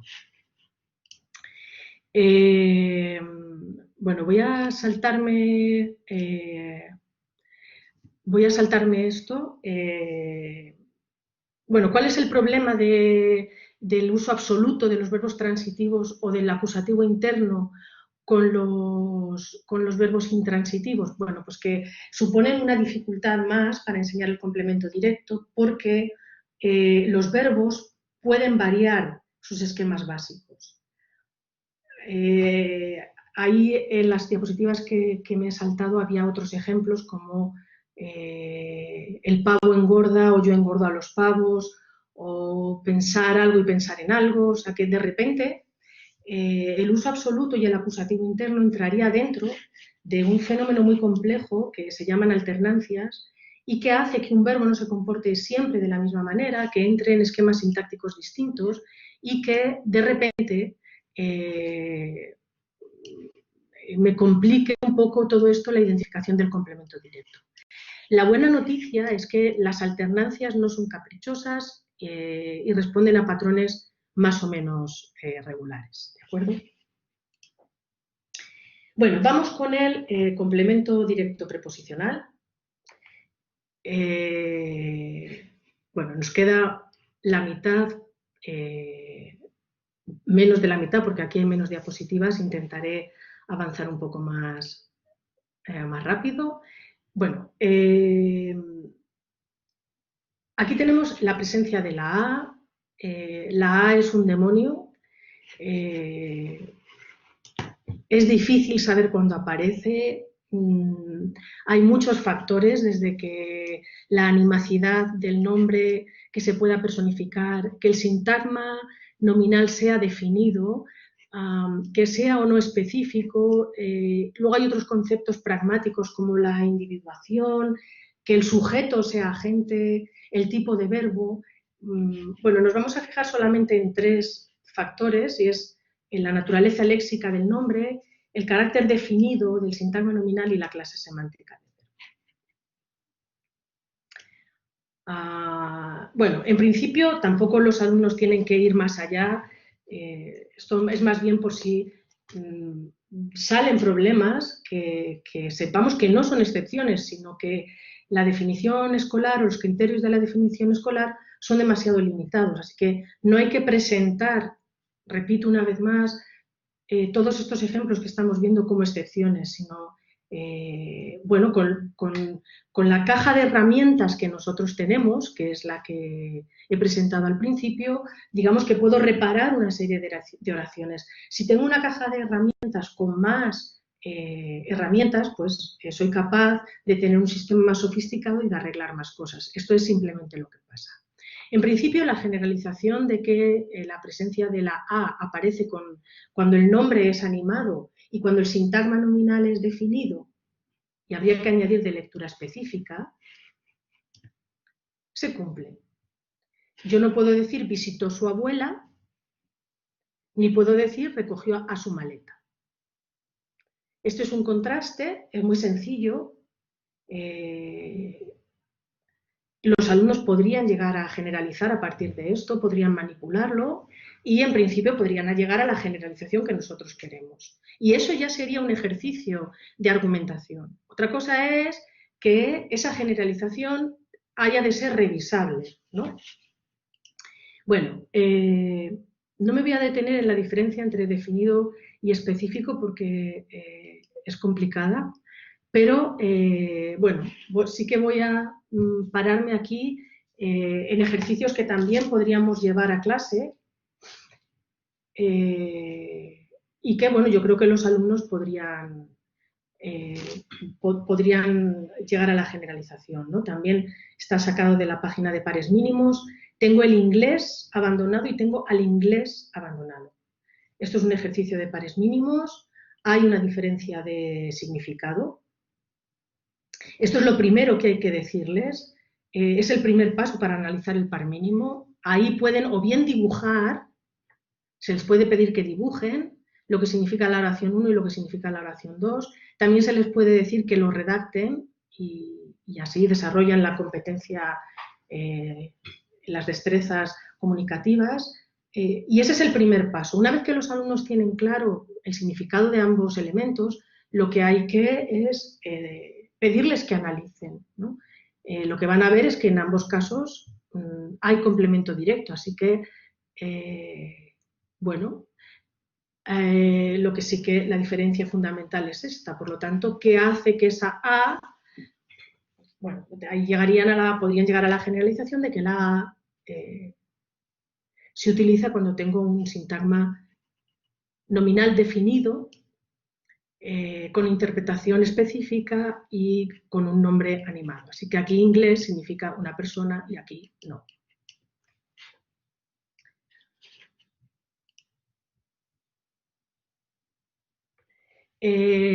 Bueno, algunas excepciones que podrían plantearnos la generalización a la que acabamos de llegar, ¿no?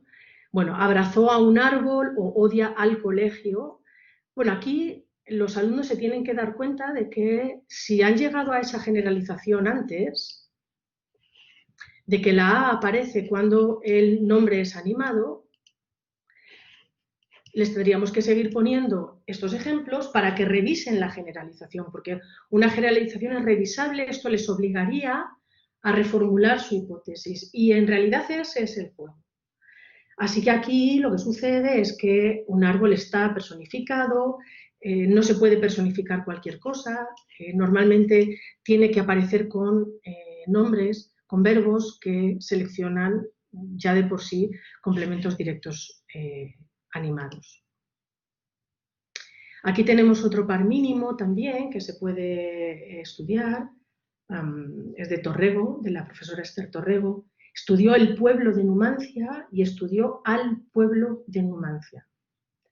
Bueno, no sé si vosotros veis el contraste de significado, pero en principio parece que la lectura de esto es que estudió a la gente que conforma el pueblo de Numancia. Nuevamente, estos son datos que me llevarían a argumentar que esta A aparece cuando el nombre es animal.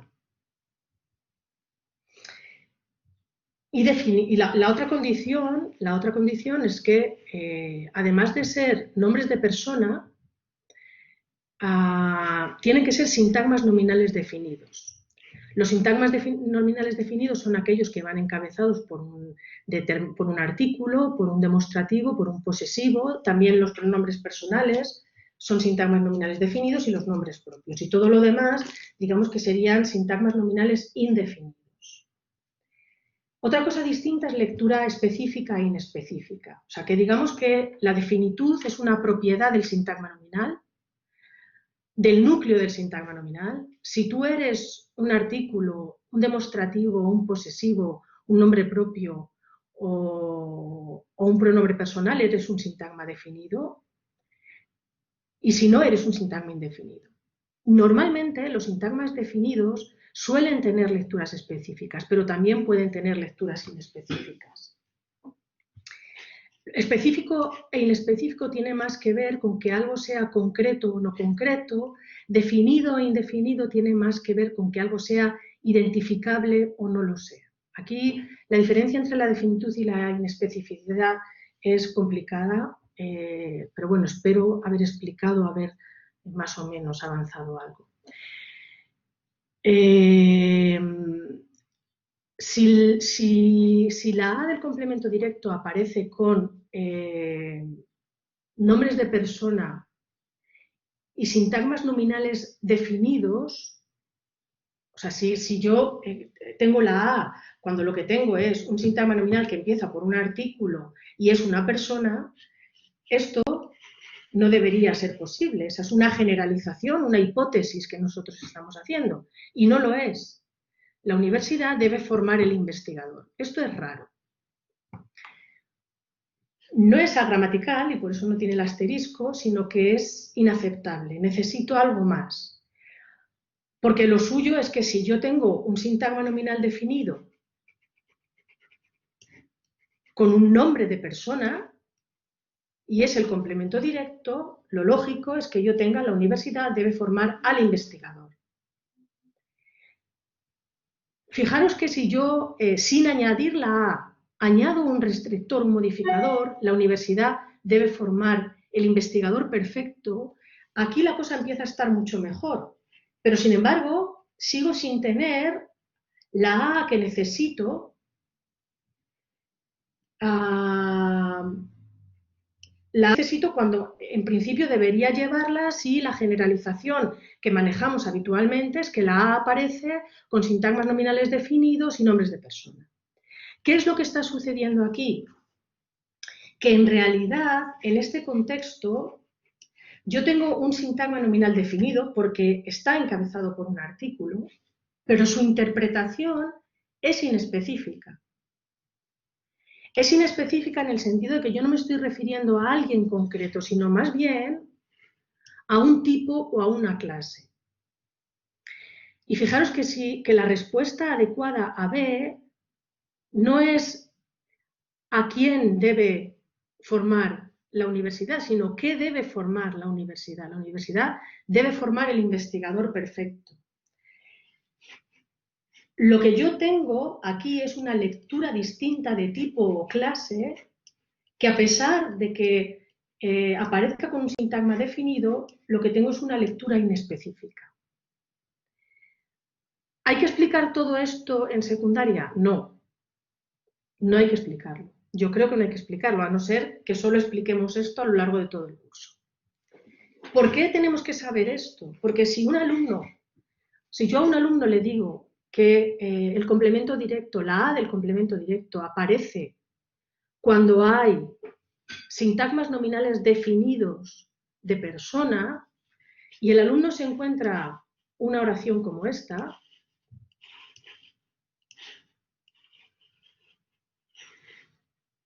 y es gramatical, debería ser capaz de darle una respuesta.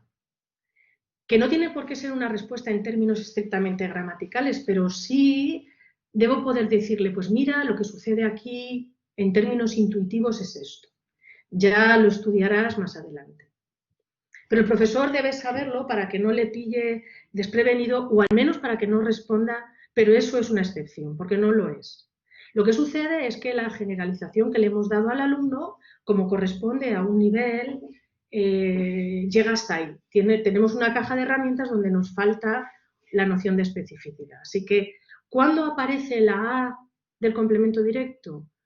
Normalmente con sintagmas nominales definidos, de lectura específica y cuando el nombre es animado.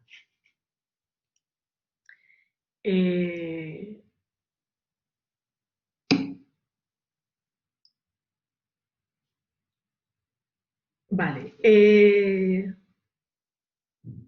Bueno, luego hay otro, esta digamos que es una primera precisión de cuándo va la A, de cuándo funciona la A, pero luego hay otros criterios. O sea, hemos visto que la A depende de si el sintagma nominal es definido, de si tiene una lectura específica, de si el nombre es animado o no lo es, y también de la clase de verbo. O sea, al menos estos tres criterios se pueden manejar de manera sencilla, porque hay verbos que a pesar de que tengan sintagmas nominales definidos, a pesar de que sean nombres animados, no pueden llevar la A, porque no pueden llevarla, o al revés, no podemos quitarlas porque la exigen, o pueden llevarla o no llevarla, ¿de acuerdo? Fijaros, esta película asusta a los niños, pero yo no podría decir esta película asusta a los niños. Lógicamente eso no lo puedo decir porque si es definido debe llevar la A. Es que tampoco puedo decir esta película asusta a muchos niños. Y sí podría decirlo porque en ese caso no es definido sino indefinido el determinante. Y lo mismo con golpearon. Yo tengo que decir golpearon al estudiante, pero también golpearon a un estudiante. Y no golpearon a un estudiante. Así que no solamente importa si es definido o indefinido, sino también el tipo de verbo. Y también hay verbos que no me permiten llevar la A. Hay muchas personas interesadas, hay a muchas personas interesadas, esto está mal.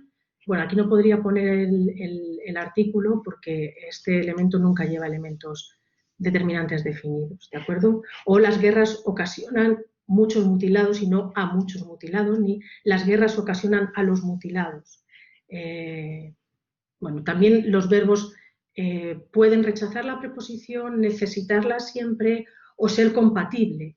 Yo puedo decir distinguir un hombre o distinguir a un hombre, en ambos casos es posible y lo que hay aquí son diferencias de significado y es más fácil explicar estos dos ejemplos y con esto terminaríamos el resumen de la preposición a. Ya solo nos queda la pronominalización y la pasiva, que no es mucho. Fijaros en vence la virtud la pereza o vence la virtud a la pereza, el adjetivo modifica el nombre, el adjetivo modifica al nombre. ¿Qué tienen de raro estos ejemplos? Lo que tienen de raro es que pueden llevar la a pesar de que no son nombres, no son sintagmas nominales definidos, perdón, no son nombres animados y tampoco parece que sea fácil personificarlos, aunque bueno, digamos que ahí habría que valorar también esa hipótesis. ¿Qué es lo que sucede aquí? Bueno, hay un uso que se llama distintivo de la preposición, que lo utilizamos para distinguir el complemento directo de otros complementos que tampoco son animados, ¿no? Así que yo puedo decir, la virtud vence la pereza, este sería el sujeto, pero también la virtud vence a la pereza, para que quede claro quién vence a quién, ¿no? En ese sentido es un uso distintivo. Esto sucede también con los verbos que expresan disposición, agrupación o comparación. A mí me pasa esto mucho cuando redacto.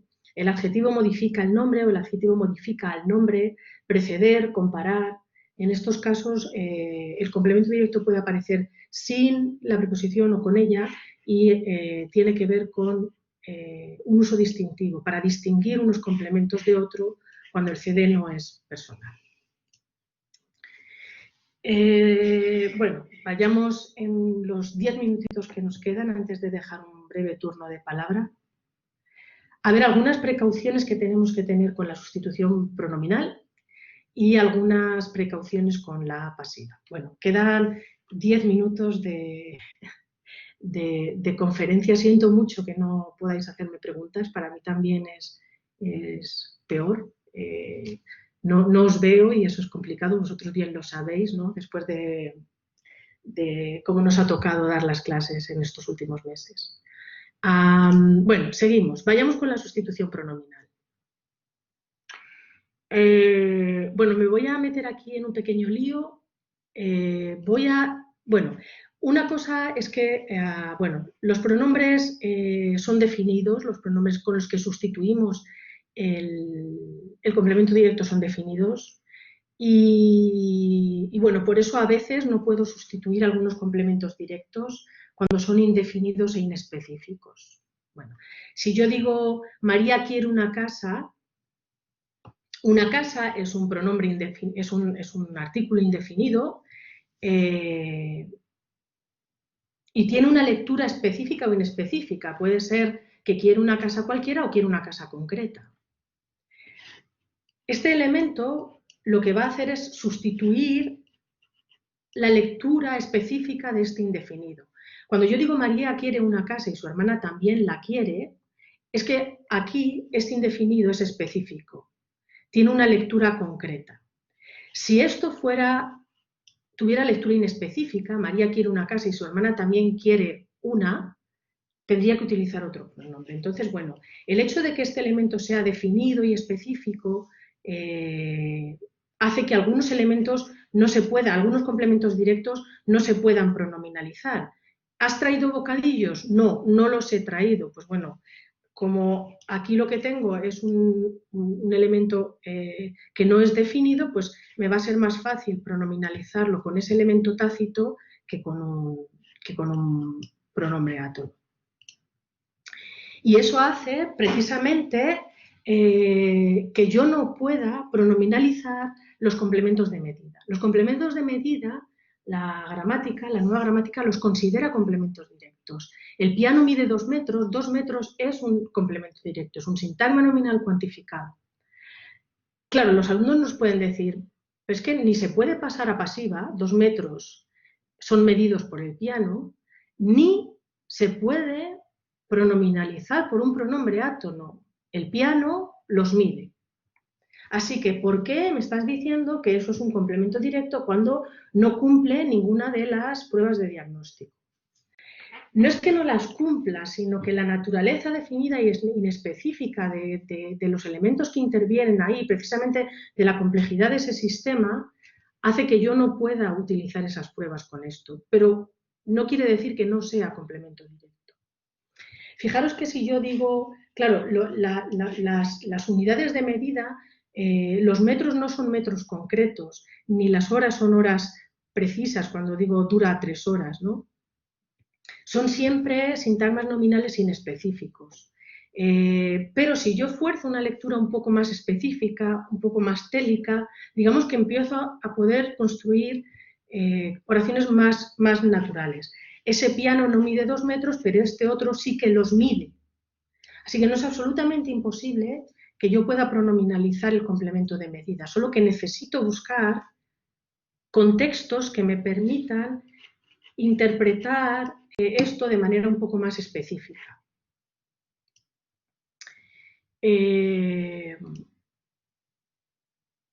Claro, yo no tengo ningún problema con la versión activa del verbo medir, pero hay una versión estativa. El luthier midió el piano, el luthier lo midió, perfecto. ¿Por qué? Porque en este caso medir es una versión activa del verbo de medida, pero hay una versión estativa en la que el piano mide 2 metros, donde no puedo hacerlo porque lo que tengo es una interpretación no activa, digamos, del verbo de medida. Bien, a ver cómo resuelvo esto en los 5 minutos que me quedan. Así que, bueno, un problema de la pronominalización, un problema de la prueba que nos dice el complemento directo es todo lo que se puede sustituir por lo, es que los sintagmas nominales que son indefinidos e inespecíficos no se van a poder pronominalizar, y eso es lo que nos pasa con los complementos de medida, eso es lo que nos pasa con nada. ¿Quiere decir que Juan no tiene nada, nada no es un complemento directo porque yo no pueda pronominalizarlo? No. Lo que quiere decir es que el pronombre tiene una serie de rasgos que no me permiten tener como antecedente algo que sea indefinido o inespecífico. Así que esa es una primera limitación de la prueba de la pronominalización. Una segunda limitación es el leísmo, el laísmo y el loísmo en las comunidades autónomas donde no somos distinguidores. Bueno, ahí cada uno tiene sus problemas, sus trucos y no me voy a meter en eso. Lo que sí que quiero hacer hincapié es en una serie de oraciones que se llaman falso leísmo, ¿de acuerdo? El falso leísmo hay que tener cuidado con él porque es una situación compleja donde hay muchísima variación dialectal y solamente quería traer estos datos aquí para llamar a la prudencia. Para no corregir equivocadamente a nuestros alumnos. Aquí están los datos de la polémica. Ni siquiera, si yo digo el payaso le asustó, el payaso la asustó, el policía le hizo parar el coche, lo hizo parar el coche, el policía le ayudó, el policía la ayudó. Si yo pusiera el payaso le asustó, el policía le hizo parar el coche o el policía le ayudó a la niña, no son casos de leísmo. Lo que sucede aquí es que estos verbos o estas construcciones, es decir, con los verbos de afección psíquica, con los verbos causativos, con los verbos de percepción y con un conjunto de verbos, no sabemos muy bien si es complemento directo o si es complemento indirecto. Parece que, por ejemplo, en este caso, si el payaso tuvo intención de asustar a la niña, este verbo rige complemento directo, y si no tuvo intención de asustar a la niña, parece que rige complemento indirecto. Fijaros un momento, Alfonso, no sé si estará por ahí, en el blog estupendo, seguramente muchos pertenecemos a él, en la cuenta de Facebook de Sintaxis, que a mí me ha ayudado mucho a detectar cuáles son las preguntas que se hacían sobre el complemento directo. Precisamente tiene un test donde pregunta a los compañeros cuál es la opción correcta, y lo que tenemos es un verbo de afección psíquica, poner nervioso, y Alfonso pregunta si es le o es la. Bueno, la respuesta mayoritaria parece que es la, pero también es le, así que, bueno, esto es un asunto complejo, no me voy a detener, hay mucha variación dialectal en este asunto, pero lo que sí que quiero decir es que ojo con corregir a nuestros alumnos con esta cuestión. Hay un dato que a mí me parece muy bonito que me proporcionó José Luis Mendívil. Fijaros, a María le molesta que la molesten. Bueno, si le dais vueltas a ese ejemplo, llegaréis a las distintas interpretaciones. Son datos complicados. Como vamos a colgar todo el material, bueno, podéis recuperar. Con respecto a las construcciones de infinitivo, lo que se suele decir es que cuando lleva complemento directo es porque el infinitivo es intransitivo, y lleva complemento indirecto cuando el infinitivo es transitivo. Pero insisto en que estos solo son tendencias y hay mucha variación. Es simplemente una llamada de atención de que aquí estamos en un campo de minas y que es una zona peligrosa, ¿de acuerdo? Bueno, aquí voy a saltarme esto porque quiero dejar algo de tiempo para preguntas. Voy a terminar con las restricciones a la pasivización. Bueno, ¿qué pasa si finalmente nuestros alumnos nos preguntan, 2 hijos fueron detenidos por Javier? Bueno, pues lo que hay que saber es que las oraciones, la pasiva tiene que tener un sujeto agente, tiene que tener un verbo transitivo de acción y que tiene que tener un complemento directo introducido por determinantes. Esta es la manera óptima de hacer una oración pasiva. Es muy mala con los verbos de estado, aunque hay ejemplos. Pero bueno, esta es la razón precisamente por la que yo no puedo decir 20 kilos eran pesados por el saco, porque no tengo un verbo de actividad.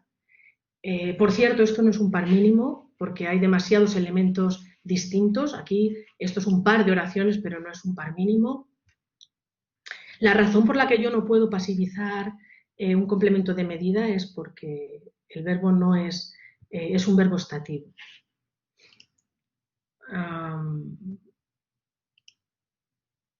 Y lo mismo con este ejemplo, que sí es un par mínimo. La ciudad era rodeada por las tropas, pero no la ciudad era rodeada por las murallas, ¿no? Estos son, yo creo, ejemplos, ejercicios alternativos al pasiva a las siguientes oraciones, ¿no? Yo creo que esto les puede dar que pensar mucho más a los alumnos que el ejercicio mecánico de pasar a pasiva una y otra vez. Bueno, ahí explico el contraste. Estamos terminando. ¿No puedo pasar más adelante? Ay, perdonad. A ver, no sé por qué. Voy a intentarlo aquí. A ver si es que me he quedado sin pilas. Perdonad, ¿eh? Vale. Termino con esto, ¿de acuerdo? Un momentito. Vuelvo a lo anterior. Solo termino con esto. No sé, vale, termino con esto, ¿no? Fijaros que hay una cosa de ¿por qué insistimos en ponerles oraciones agramaticales a nuestros alumnos? ¿Por qué tiene sentido analizar lo que no decimos, ¿no? ¿Por qué usamos datos negativos? Bueno, Bosque también nos responde a esto y Xavier Gutiérrez de Sá. Si estuviéramos en una clase de física, la analogía que pone Bosque es que si un alumno de física le preguntara en una clase sobre el equilibrio al profesor que por qué analizamos taburetes de 2 patas cuando sabemos que no existen, que es la misma pregunta que nos podrían hacer a nosotros con las oraciones agramaticales. A ver,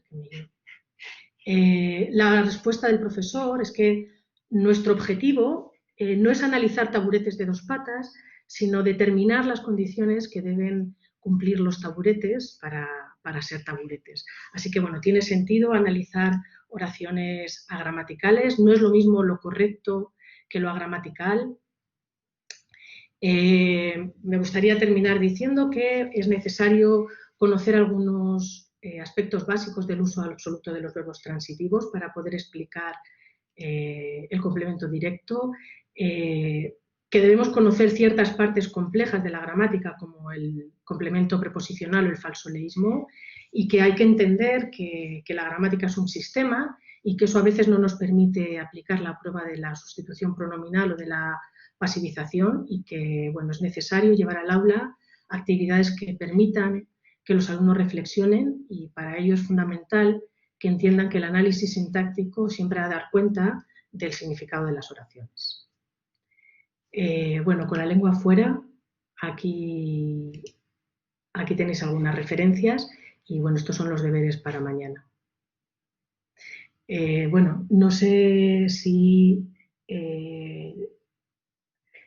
da tiempo, tenemos 5 minutos para preguntar algo si todavía estáis con vidas.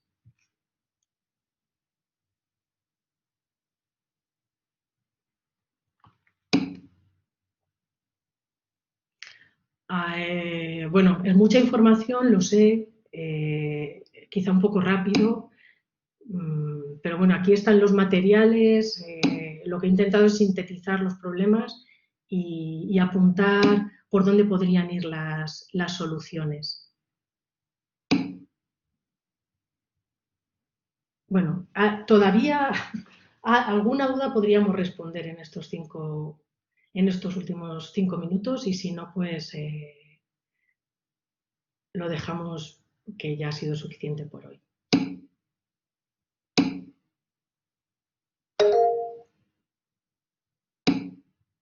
Vale, Elisa, Norberto, no sé si estás por ahí y puedes... a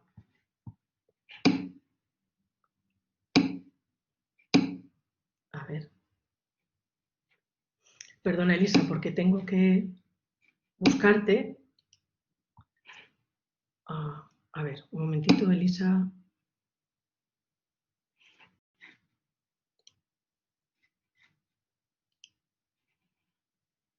Vale, Elisa, creo que ahora podrías hablar. Hola, Elisa, ¿puedes hablar ahora?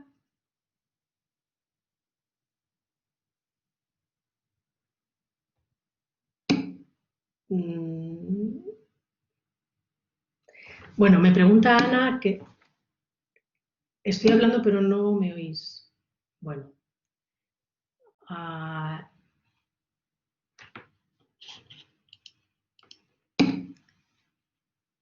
Elisa, tienes que activar el micro.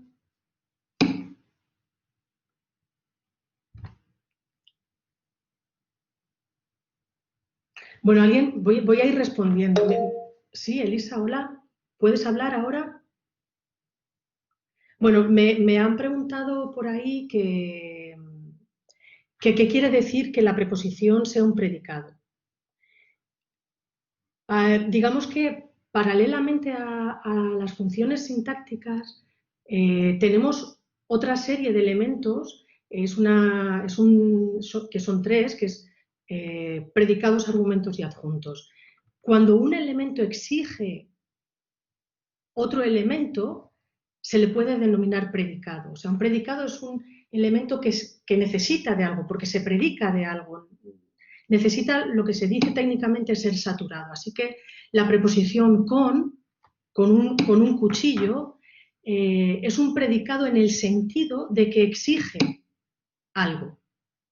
Algo que además, a lo que además le da interpretación. En ese sentido, es un predicado. Bueno, Elisa dice que formula la pregunta por aquí.